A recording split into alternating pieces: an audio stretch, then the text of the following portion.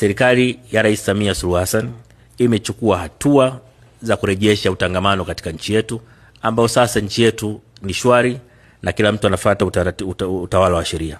Lakini ni dhamira ya Rais Samia Suluhu Hassan kuhakikisha kwamba tunaanzisha mazungumzo ya maridhiano ili kuhakikisha hata hao wachache wanapata nafasi ya kusikilizwa ili kuwa na taifa lenye amani na umoja na kuendelea kuwa mfano wa utulivu katika Afrika na dunia.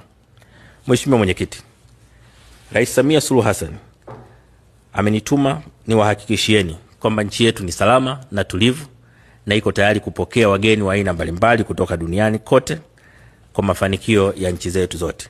Lakini pia nitumie nafasi hii kuwashukuru sana kwa niaba ya Rais Samia Suluhu Hassan viongozi wa SADC waliofanikiwa kufika kwenye siku ya uapisho wa Rais Samia Suluhu Hassan.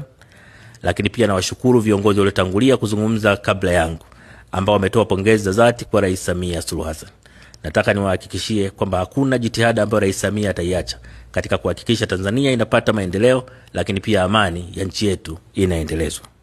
Mheshimiwa Mwenyekiti, sasa nirejee kwenye ajenda ya kikao chetu cha leo. Kwanza nitumie nafasi hii kuishukuru sana Madagascar kwa kazi nzuri ambayo imefanya kwa miezi miwili iliyopita, lakini vile vile kwa uamuzi wake wa kuachia wenyekiti kwa kutambua kwamba katika mazingira waliopo sasa wanaweza wasitoe uongozi makini. Kwa wameona watoe nafasi kwa watu wengine. Tunawashukuru sana kwa uamuzi huu wa busara.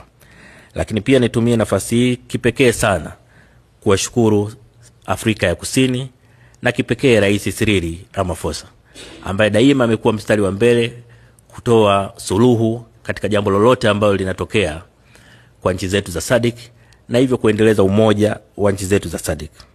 Tanzania inaunga mkono mapendekezo yaliyotolewa, lakini pia inatoa wito wa kujifunza kutokana na kilichotokea sasa ili tuwe na utaratibu ulio wazi katika kanuni zetu, ambao jambo lolote likitokea basi tunaweza kwa kutumia kanuni zetu kupata suluhu mara moja ya jambo hilo, na hasa kwenye eneo la utatu au troika ambao ni muhimu sana katika usalama wa nchi zetu za SADC.